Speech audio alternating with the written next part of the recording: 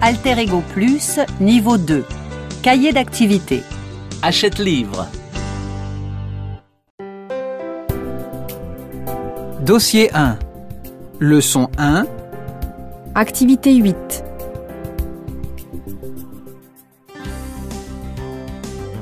Aujourd'hui, c'est le jour de la gentillesse et nous recevons Gilles Beauchamp. Un bel exemple de gentil, n'est-ce pas Gilles? Oui, on me trouve gentil, c'est vrai. Mais il m'est arrivé d'être méchant, à certains moments, avec certaines personnes. Je peux être méchant principalement à cause du stress. Dans ce cas-là, je ne fais plus attention aux autres. Au contraire, quand je suis triste, cela augmente ma gentillesse. Je deviens plus sensible au malheur. En fait, c'est une gentillesse triste. Je la préfère joyeuse. Et vous avez toujours été gentil? Tout petit déjà, j'étais gentil. Je n'aimais pas voir les autres souffrir ou être malheureux. Et puis, j'étais timide. Alors, je pratiquais la gentillesse pour qu'on m'aime et parce que je ne savais pas dire non. Et puis, c'était très utile d'être gentil, très efficace pour se faire apprécier et pour se faire aider. Ah oui, je vois. Oui, mais surtout en grandissant, j'ai compris plus clairement encore que la gentillesse était une force. Par exemple, j'ai appris à m'affirmer, dire non, donner mon avis, en restant gentil. S'affirmer et être gentil, c'est tout à fait compatible. Les gens pensent que pour s'affirmer, il faut cesser de l'être. Non. Je le rappelle souvent aux personnes que j'ai en consultation. Ne soyez pas moins gentils, mais plus affirmés. Oui, donc ce sentiment profond, vous en avez fait une priorité, y compris dans votre profession? Exactement. Depuis que je suis devenu psychologue, la gentillesse est à mes yeux une nécessité absolue, indiscutable. Je m'efforce d'en faire chez moi la règle, l'habitude. Mes malades souffrent en général de dépression. Je leur parle gentiment, doucement, en leur caressant la main ou le front. Je les rassure en leur expliquant comment vont se dérouler les séances avec moi. Ce qui n'est pas très fréquent. Pour résumer, chaque jour, je m'applique à une gentillesse joyeuse. Je suis moins souvent qu'autrefois dans la gentillesse « aimez-moi », mais plus dans la gentillesse « je vous aime et j'aime la vie ». Être gentil me rend heureux et être heureux me rend gentil. C'est formidable, non? Oui, vraiment. Un grand merci à vous pour ce témoignage.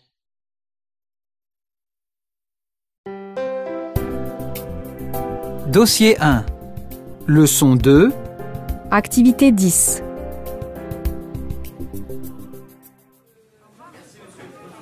Bonjour, Madame Blanchard. Bonjour, Monsieur Franck. Dites-moi, qu'est-ce que c'est ce logo « Commerçant voisin » collé sur votre vitrine? Ah oui, c'est nouveau. Eh bien, c'est un moyen pour nous, les commerçants, d'informer nos clients qu'on leur offre plus que de la marchandise, qu'on fait attention à eux, qu'on est là pour les aider quand ils en ont besoin, vous voyez? Et vous faites ça très bien, Monsieur Franck. Merci. Vous savez, je ne suis pas le seul dans le quartier, on est au moins une dizaine à faire partie de l'association des services et commerces de proximité. Finalement, c'est un peu le même esprit que la fête des voisins. C'est pour développer la convivialité et l'entraide dans le quartier, non? Oui, tout à fait. Mais contrairement à la fête des voisins, nous, on affiche notre logo tout le long de l'année. Bon, mais il y a du monde qui attend, je vois. Alors, qu'est-ce qu'il vous faudrait aujourd'hui, Madame Blanchard? Vous pouvez me préparer un gigot de 2 kilos environ pour jeudi prochain? C'est noté. Ma femme pourra vous le livrer mercredi soir, si vous voulez. Comme ça, vous n'aurez pas à vous déranger. Ah, merci, oui. Ça m'arrange bien. Au revoir et bonne journée. Au revoir, Madame Blanchard. Et bonne journée à vous aussi.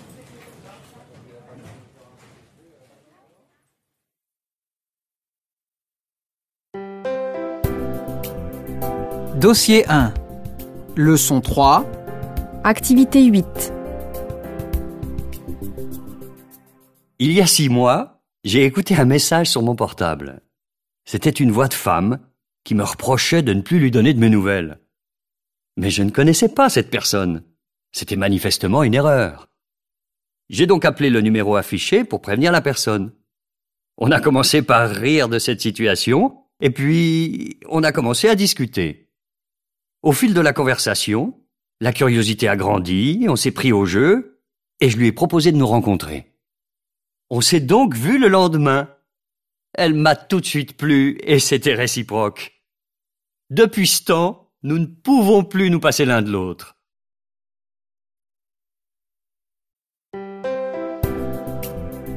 Dossier 2.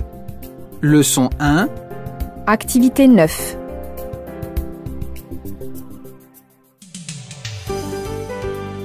Nous passons à présent à un autre dossier.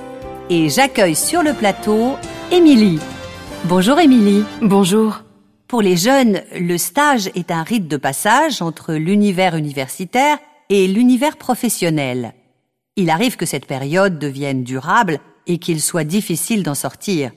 C'est le cas d'Émilie, notre invitée qui a 23 ans et qui possède un BTS de multimédia. Depuis 4 mois, elle est graphiste stagiaire dans une grande agence de publicité dans le centre de Paris. Émilie vit en banlieue, elle a 1 heure de trajet qui s'ajoute aux grosses journées de travail. C'est bien ça, Émilie ? Oui, c'est exact. En fait, je suis assistante du directeur de création. Ce que je fais, en gros, c'est la conception du site web en ce qui concerne l'esthétique et la navigation. Pour moi, ce n'est pas un travail de stagiaire. C'est vraiment un travail de salarié. Très souvent, je finis à 22, 23 heures. Si je travaille autant, c'est pour montrer que je suis motivée et que j'ai envie de rester dans cette boîte. Ah oui, ce sont vraiment des horaires dignes d'un cadre ou même d'un directeur. Oui, mais payé 417 € mensuels. Et bien sûr, avec cette indemnité, impossible de devenir indépendante. Je vis toujours chez mes parents. J'enchaîne les stages depuis 2 ans. Et au final, toujours pas d'emploi. Pour dénoncer cette situation, j'ai créé un blog de dessins humoristiques sur les stages. Alors, comment voyez-vous votre avenir ? Mais je n'ai aucune perspective d'avenir. J'ai enchaîné les stages parce que les propositions, c'était même pas pour un emploi.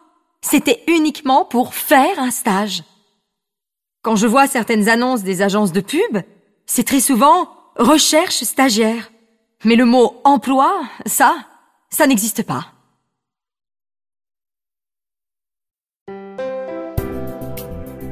Dossier 2. Leçon 2. Activité 7.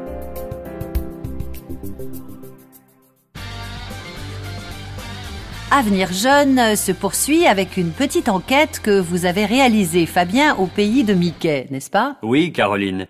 Et vous allez voir que Disneyland ne signifie pas seulement distraction, mais aussi espoir de recrutement pour les jeunes qui recherchent un job. En effet, le parc de Marne-la-Vallée recrute des étudiants et leur propose un contrat sur mesure, le CDI Weekend. Ah, Mickey vient en aide aux étudiants ? C'est tout à fait ça. Le parc accueille beaucoup de monde le samedi et le dimanche, et c'est une opportunité pour les étudiants, qui, eux, ont cours en semaine, mais peuvent se libérer pour un job pendant le week-end. Les recruteurs de Disneyland leur proposent de travailler 8 heures le samedi et 8 heures le dimanche, payés au SMIC.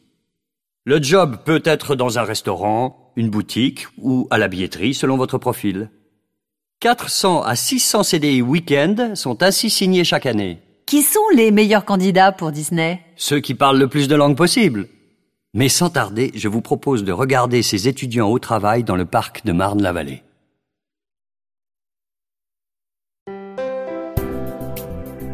Dossier 2. Leçon 3. Activité 9. Passez-moi le carnet, s'il vous plaît. Bon, je vois que vous avez noté correctement les rendez-vous. Ça, c'est une bonne chose. Autrement, ce n'est pas encore parfait, mais c'est normal. C'est la première semaine, hein ? Écoutez, il y a une chose importante. Quand je m'occupe d'un animal, vous devez observer attentivement mes gestes et ne pas regarder de temps en temps par la fenêtre comme vous le faites. Et puis, vous montrez encore trop de signes de nervosité. On voit que vous avez un peu peur de certains animaux. Ils peuvent me sauter dessus ou me mordre. Si vous gardez votre calme, il ne vous arrivera rien. Et puis moi, je connais parfaitement les gestes à avoir en cas de problème. Bon, mais c'est pas facile. Je n'ai jamais fait ça avant. Oui, je sais. Ah, autre chose, c'est important dans le métier. Après chaque visite, il faut que vous fassiez encore un petit effort supplémentaire pour la propreté. n'hésitez pas à utiliser beaucoup de produits de lavage. Bon, d'accord. Mais avec les gens, ça allait? J'ai l'impression que j'ai un bon contact avec eux, non? Oui, vous êtes plutôt aimable et souriante. Mais il est important aussi que vous fassiez des petits compliments en direction de l'animal. Vous savez, les maîtres adorent quand on porte de l'intérêt à leurs compagnons. Du genre... Oh, qu'il est mignon! Mais tu es beau, toi, tu sais? Oui, si vous voulez. Bon, il est 4 heures. J'entends Madame Cornillac qui vient d'arriver avec son toutou. Faites-les rentrer, s'il vous plaît. Oh là là!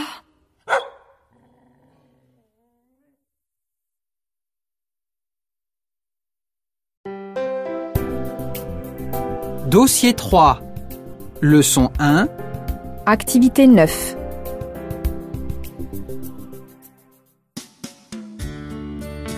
L'invité de Regard Croisé est aujourd'hui un journaliste américain amoureux de la France et des Français depuis près de 30 ans et qui nous donne sa perception des Français aux États-Unis.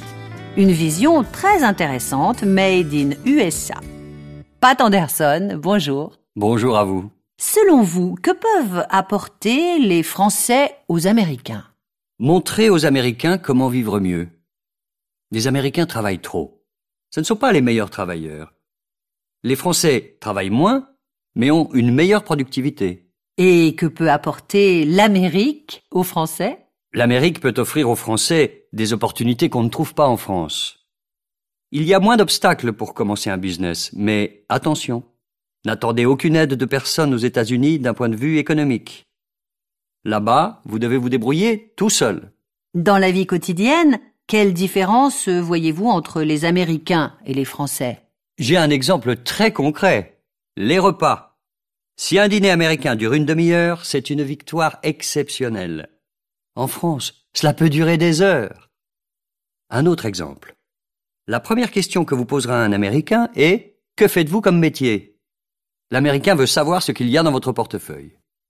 Et le Français, ce qu'il y a dans votre cœur et votre tête. Pour les Américains qui aiment la France, ils voudraient bien y vivre, mais avec un salaire américain.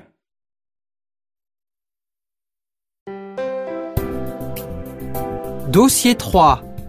Leçon 2. Activité 8. Nous poursuivons notre émission dont le thème du jour est, je vous le rappelle, l'interculturel. Je me tourne à présent vers Yves Barthès, qui est professeur dans une école de commerce lyonnaise, n'est-ce pas? Bonjour. Oui, c'est bien ça. Et j'ajouterai que notre école accueille régulièrement des stagiaires étrangers.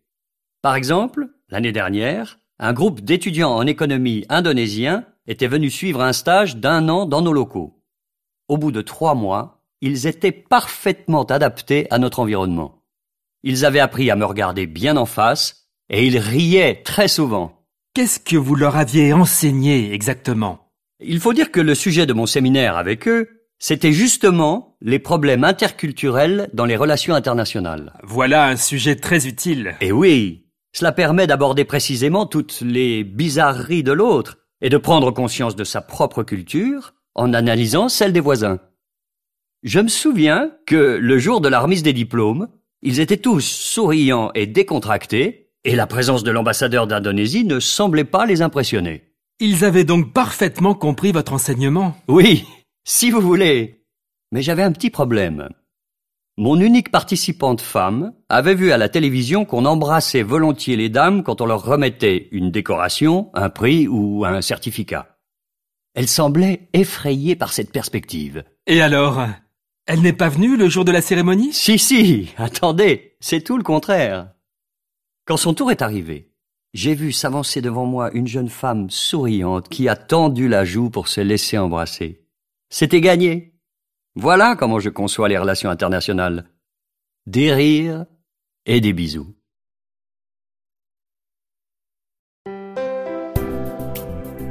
Dossier 3. Leçon 3. Activité 8.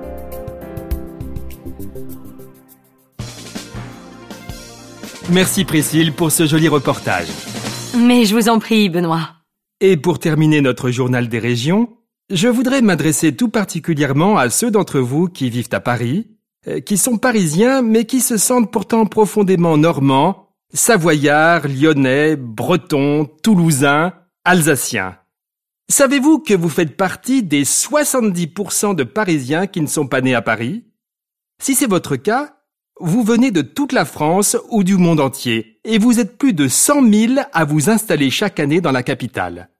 Alors, il était temps que Paris vous mette à l'honneur. Ah, qu'est-ce qui va se passer? Tout simplement la fête des régions, qui sera donc le grand rendez-vous des 14, 15 et 16 octobre prochains, place Stalingrad à Paris dans le 19e. Cette manifestation est organisée par une centaine d'associations et plus de 200 restaurants régionaux installés à Paris. Des producteurs locaux, des associations et des offices de tourisme seront présents sur la place Stalingrad et vous proposeront de vous approprier la culture et la gastronomie régionale. Et les vrais Parisiens, eux, ils auront le droit de venir? Bien sûr. Et ce sera l'occasion pour eux de découvrir qu'on mange formidablement bien dans nos régions. Alors, si je comprends bien, entre amis, en famille ou en amoureux, un seul mot d'ordre. Fête et convivialité.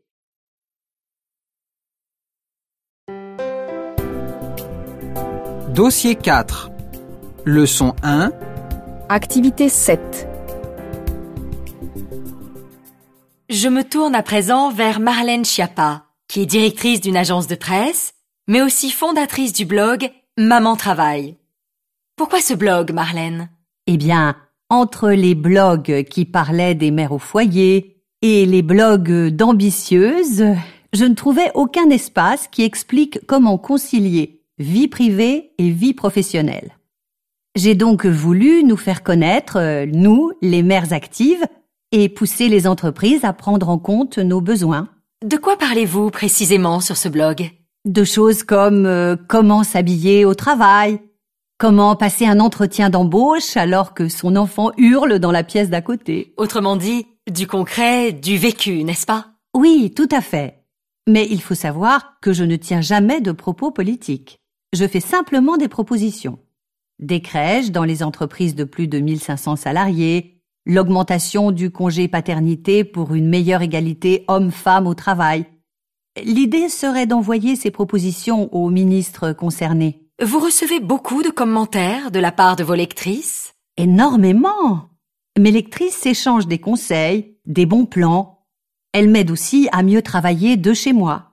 Certaines, des mères directrices de la communication ou des femmes entrepreneuses qui avaient besoin d'un dossier de presse, sont même devenues des clientes. C'est le club des femmes actives, votre blog. Oui, c'est exactement ça. Vous savez, entre le travail, les enfants, les femmes n'ont plus le temps de se voir entre elles. Alors le blog est un moyen de continuer à parler de leur vie professionnelle, comme on le fait entre amis. Aujourd'hui, 2500 personnes se connectent chaque jour sur mon blog. Bravo pour ce succès, Marlène.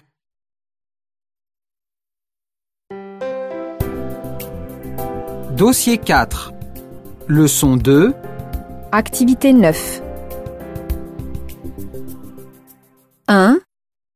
Je trouve que c'est quand même mieux qu'à la radio. On a une synthèse de l'actualité, surtout en images. C'est vraiment plus vivant. 2. Oh, moi, je supporte pas ce style d'émission. Voir ces gens qui se prennent pour des célébrités parce qu'ils passent un jour à la télé, c'est ridicule. 3. C'était super hier, le reportage sur les châteaux de la Loire. Il en faut des émissions comme ça. Ça change un peu du sport ou des films que tu regardes tout le temps. 4. Moi, je suis content d'être devant la télé ce soir. Ce que j'adore surtout, c'est l'ambiance du direct. C'est comme si j'étais sur place avec les supporters.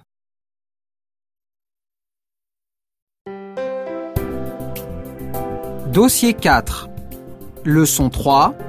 Activité 8.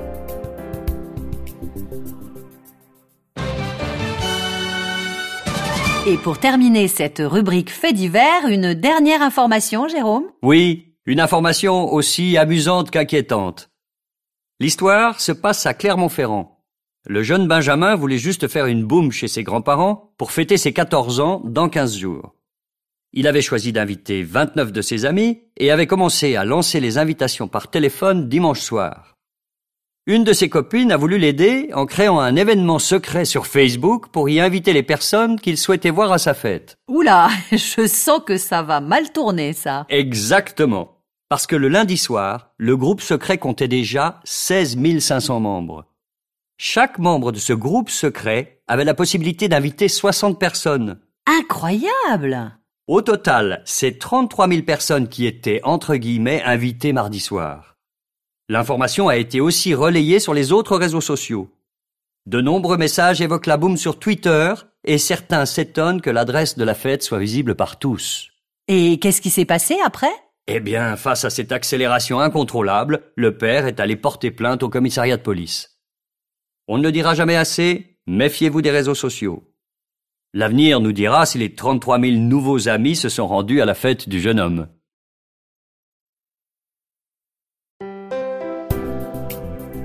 Dossier 5.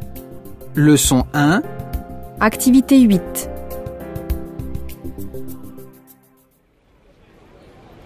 Bonjour, ici Lucie Danton, comme chaque mercredi pour la rubrique cinéma de Radio Star. Je me trouve devant un grand cinéma pour recueillir les réactions des spectateurs. Madame, bonsoir. Vous venez de voir quel film? J'ai vu Léonard le renard avec mon petit-fils. C'est un film magnifique. C'est l'histoire d'un enfant qui se lie d'amitié avec un renard et c'est très émouvant. Je conseille à tous les parents d'emmener leurs enfants voir ce film. Merci, madame. Et vous, madame et monsieur, vous avez vu quel film? Nous, on a vu Pluie sur la ville. Et vos impressions sur le film? C'est pas mal, dans le genre drame policier, mais sans plus. Il y a beaucoup de longueur et l'histoire n'est pas très crédible. Mais c'est très bien interprété. Guillaume Théron, entre autres, est excellent dans son rôle. Merci, monsieur. Et je me dirige vers une jeune femme qui sort d'une autre salle.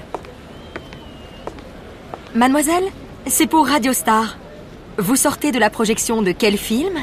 Double vie. Et ça vous a plu? Non, pas vraiment, je suis même très déçue. J'étais venue surtout pour voir Jean Dupré qui était super dans Le Grand Saut. Mais alors là... En fait, c'est une série de petits sketchs sur l'infidélité masculine. Mais c'est même pas drôle. Et vous, monsieur? Vous avez vu le même film? Non, moi pas du tout. J'ai vu La Dame de l'Orient Express et il y avait longtemps que je n'avais pas vu un aussi bon film. C'est une grande réussite. Juliette Alioche est sublime dans le rôle d'une grande bourgeoise des années 30. Allez voir ce film, c'est un petit bijou.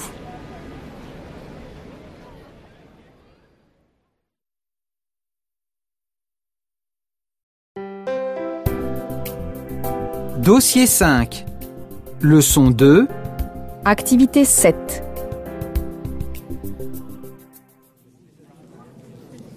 Mesdames, messieurs, votre attention s'il vous plaît.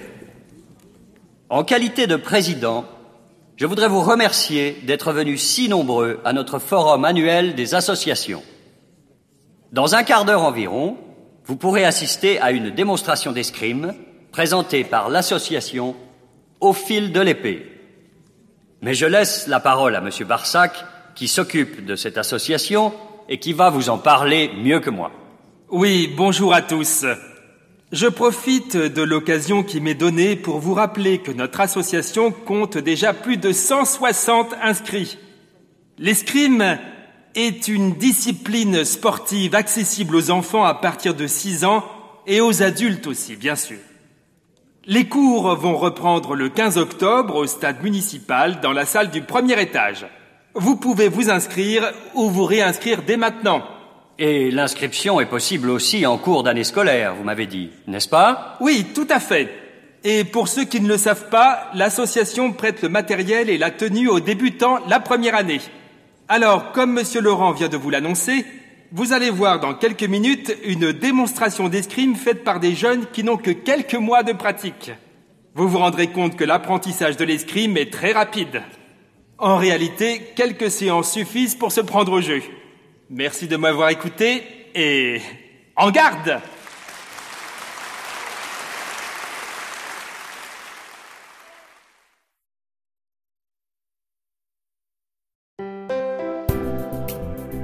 Dossier 5. Leçon 3. Activité 7.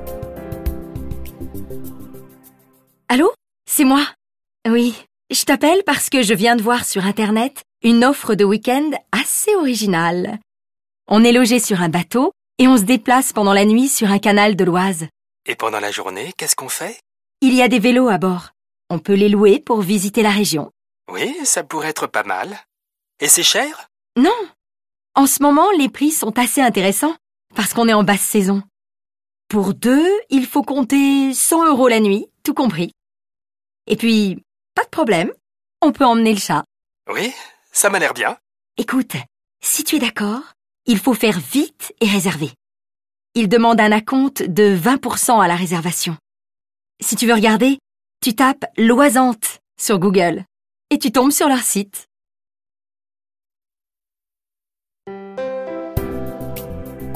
Dossier 6. Leçon 1. Activité 7. Et je vous invite à présent à regarder un autre reportage. Aujourd'hui, veille du 1er mai, nous sommes allés à la rencontre de 3 travailleurs sur leur lieu de travail. Nous avons voulu savoir quels sont leurs souhaits, leurs attentes en ce qui concerne leur travail. Des travailleurs qui sont loin d'être totalement satisfaits, vous allez le voir. Et vous comprendrez pourquoi ils ont préféré témoigner le visage caché. Moi, je suis ouvrier dans une usine de construction automobile. Dans notre secteur, on est particulièrement touché par la crise et l'ambiance n'est pas super. On a tous peur du chômage, mais on n'a aucune information à ce sujet de la part de la direction. On aimerait pourtant plus de transparence, qu'on nous informe, qu'on nous dise la vérité. Il faudrait aussi qu'on puisse évoluer dans la profession. Moi, je ne souhaite pas rester ouvrier toute ma vie. On devrait nous proposer davantage de formation. Alors moi, je suis secrétaire depuis 30 ans. J'estime que je fais du bon boulot. J'aimerais que mon patron soit moins patron. Vous voyez? On n'est pas des esclaves. Et puis, il devrait ouvrir les yeux. Je trouve qu'il ne se rend pas compte de tout ce que je fais. Et je le fais bien, vous savez. Moi, je suis chef de projet dans le secteur de la vente par Internet. J'ai donc un poste à responsabilité, mais mon chef hiérarchique veut tout superviser. J'aimerais qu'il soit un peu moins sur mon dos, à vrai dire. Et puis, je trouve que dans ma boîte, il y a beaucoup de concurrence entre collègues. Il n'y a pas vraiment d'esprit d'équipe. À mon avis, on devrait plus coopérer.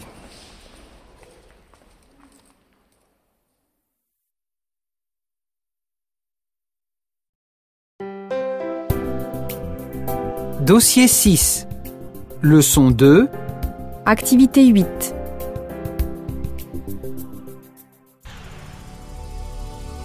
Dorothée, vous nous parlez de quoi exactement aujourd'hui? De l'espace. Parce que l'espace nous attire toujours. Alors, nous vous avions parlé il y a quelque temps de voyage dans l'espace avec Virgin Galactic, qui voulait programmer des vols pour l'espace, et une autre société qui prévoyait de construire un hôtel dans l'espace. Eh bien, maintenant, un nouveau projet est à l'étude. Dites-nous tout, Dorothée. On est impatients de savoir. Voilà.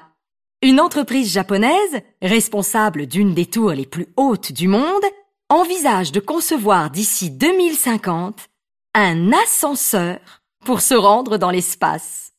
Le projet a pour but d'emmener les voyageurs à la limite de l'atmosphère dans une station d'arrivée à 36 000 km de la Terre, composée d'un lieu de séjour et de laboratoire de recherche. Super!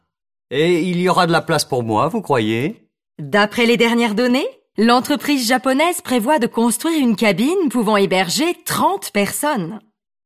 La durée du voyage pour arriver à la station est estimée à 1 semaine et l'ascenseur se déplacerait le long d'un câble à une vitesse de 200 km/h. On a une idée du prix de ce petit voyage? C'est là que les choses se compliquent. D'après un physicien japonais, le principal problème serait effectivement le coût de ces voyages dans l'espace. Ce scientifique a même calculé que chaque kilo envoyé dans l'espace coûterait environ 4 000 €. Et il y a beaucoup d'amateurs pour vivre ce genre d'expérience? Apparemment, l'idée séduit certains, mais n'enthousiasme pas tout le monde, à en croire ces témoignages recueillis dans la rue. Écoutez. J'ai toujours été fasciné par l'aventure spatiale. Si le projet se réalisait, je serais volontiers candidat au voyage dans l'espace. Mais j'attendrai que les tarifs soient plus raisonnables. Moi, je trouve que ce projet n'est pas raisonnable parce qu'il conduirait à dépenser des milliards. Si j'étais à la place des gouvernements, j'investirais plutôt cet argent dans la recherche médicale. Ce serait plus utile.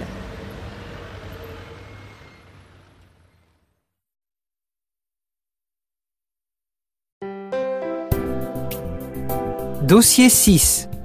Leçon 3. Activité 8.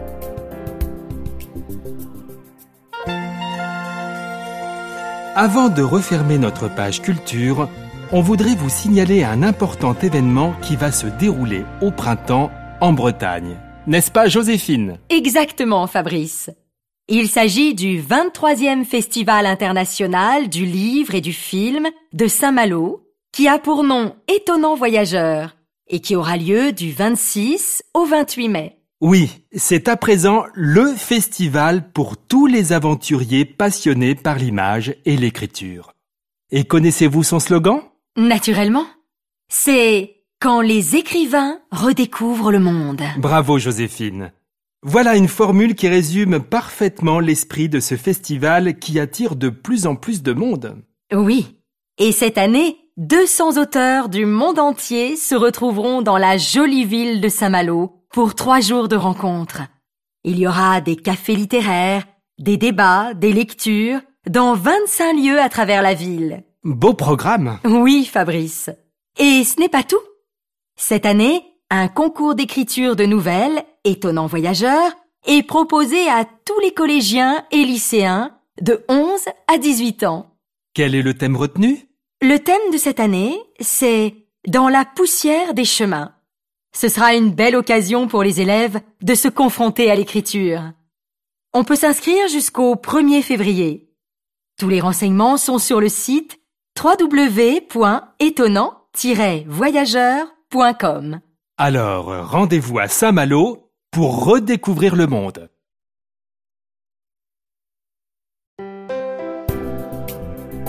Dossier 7. Leçon 1.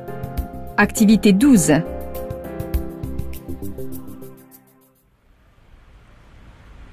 Caroline, c'est toi? Sophie, pas possible. Ça alors, quelle surprise! Mais qu'est-ce que tu fais ici? Tu viens pour une consultation? Non, je travaille dans cet hôpital. Je suis infirmière maintenant. Comment ça? Tu ne travailles plus dans la communication comme moi? Je ne comprends pas. Oui, j'ai été formatrice en communication jusqu'en 2007. Mais j'ai voulu devenir infirmière. C'était un rêve d'enfant. Secrètement, j'ai toujours voulu m'occuper des gens, leur venir en aide, tu vois. Ah bon? Et tu as des enfants maintenant? Oui, j'ai une fille qui a 6 ans. Elle avait 2 ans quand j'ai décidé de changer de métier. Ça n'a pas été simple, tu sais. Quand j'ai annoncé que je reprenais des études, tout le monde m'a regardée presque comme une extraterrestre. Oui, j'imagine. Et ça t'a pris combien de temps, cette reconversion? J'ai d'abord préparé le concours d'école d'infirmière. Je l'ai réussi en 2008. Et je me suis engagée pour 3 ans de formation à plein temps, sans rémunération. Et avec un enfant? Quel courage! Mes journées étaient chargées. Lever à 6 heures, crèche, cours toute la journée. Le soir, bain du bébé, repas, coucher à 8 heures. Et pour moi, devoir jusqu'à minuit. Heureusement que j'avais le soutien de mon mari. Ah, il t'a fallu une réelle motivation. Mais tu es heureuse. Tu fais ce que tu veux maintenant. Eh oui, parfaitement heureuse. Je suis la preuve vivante qu'on peut changer de métier quand on le veut vraiment. Mais dis-moi, à ton tour de me raconter ce que tu deviens, toi. Tu sais, moi, c'est toujours pareil. Moi, je suis...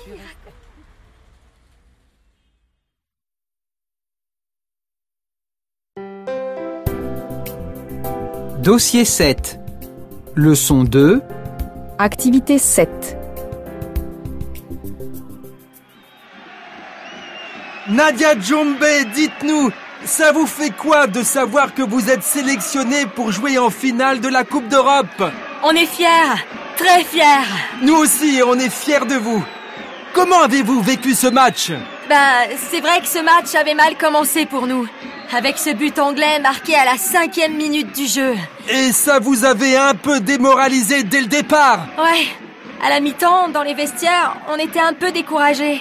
On pensait pas y arriver. Mais notre entraîneur a su trouver les mots pour nous encourager. Il nous a dit et redit qu'il fallait tenir bon, qu'on devait aller chercher les forces nécessaires au fond de nous. Et ça a marché! La preuve, on a marqué 2 superbes buts dans la 2e mi-temps. Et le dernier à 1 minute seulement de la fin du match! C'était géant! Énorme!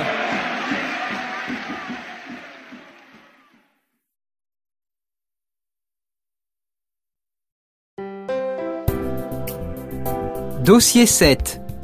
Leçon 3. Activité 8.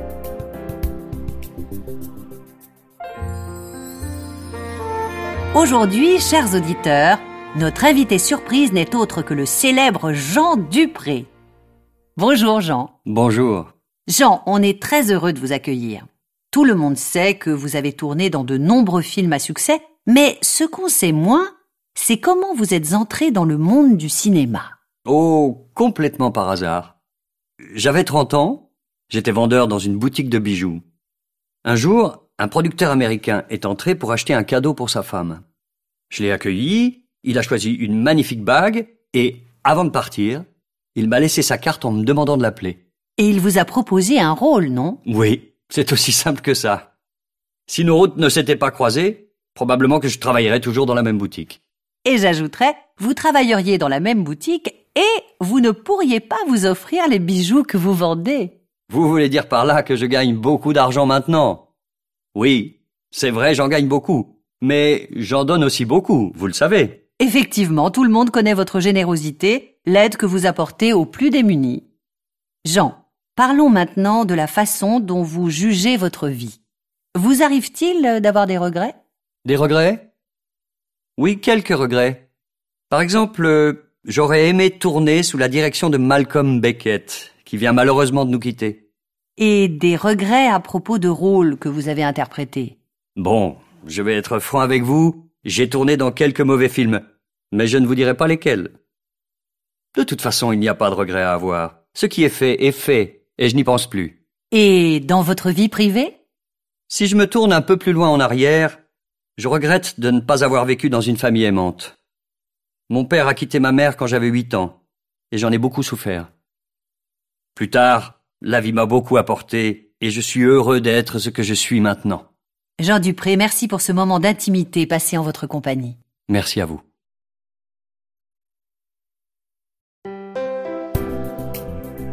Dossier 8. Leçon 1. Activité 7.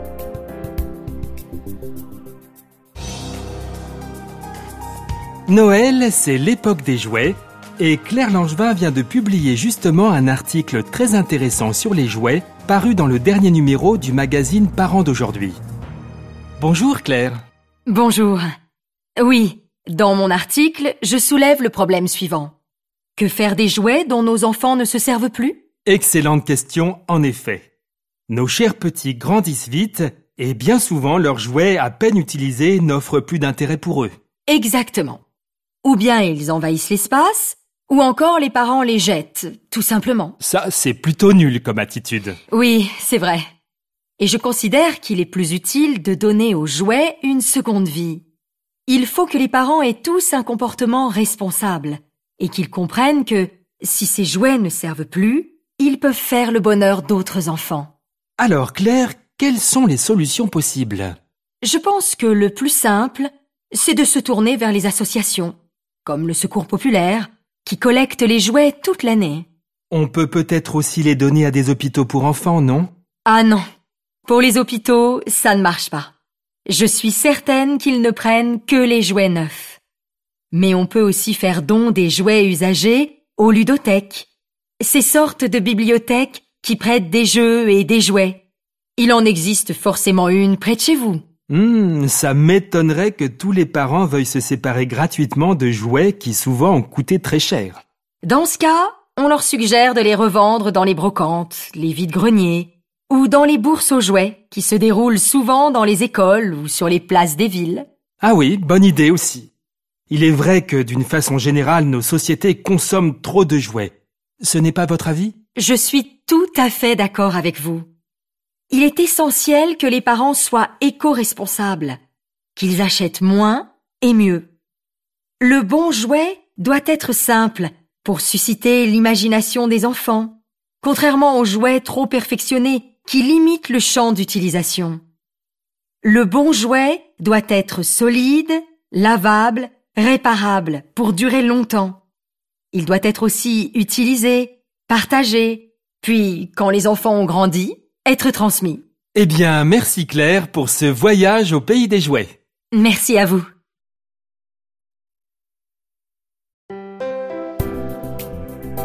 Dossier 8. Leçon 2. Activité 10. Tiens, Blanc comme neige. Je ne connais pas ce bouquin. C'est assez spécial. Tiens, lis cette page. La page 27, par exemple. Et tu comprendras. Laetitia Marchand. Oh, comme toi. Ce curieux grain de beauté qu'elle avait au coin des lèvres. De sa fenêtre, elle voyait passer les péniches qui descendaient le Rhône. Mais c'est vraiment toi? On parle de toi, là. Gagné. En fait, ce livre, c'est mon mari qui me l'a offert pour mon anniversaire. C'est le concept du livre personnalisé. Tu ne connais pas? Non? Explique-moi. Eh bien, Fabien s'est adressé à la maison d'édition Comédia, qui a inventé le roman assisté par ordinateur. Il propose différents styles de romans? Oui. On peut choisir entre une douzaine de scénarios et entre différents genres. Il y a le roman sentimental, le roman historique, le policier, ou bien encore le roman d'espionnage ou d'aventure. On demande de remplir un questionnaire très complet sur les caractères des personnages qu'on veut voir figurer dans le livre. Fabien, lui, avait choisi le roman policier. Et après, on attend longtemps avant d'avoir le livre? Pas du tout. Le livre est écrit et imprimé en 5 jours. Et on le reçoit par la poste. Mais c'est génial comme idée! Et voilà comment je me suis retrouvée sous les traits de la future victime d'un dangereux criminel. Et cet abominable personnage, c'était Fabien lui-même.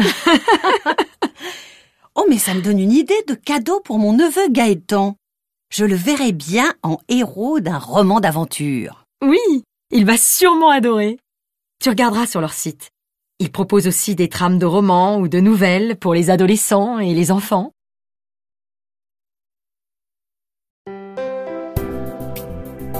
Dossier 8. Leçon 3. Activité 6.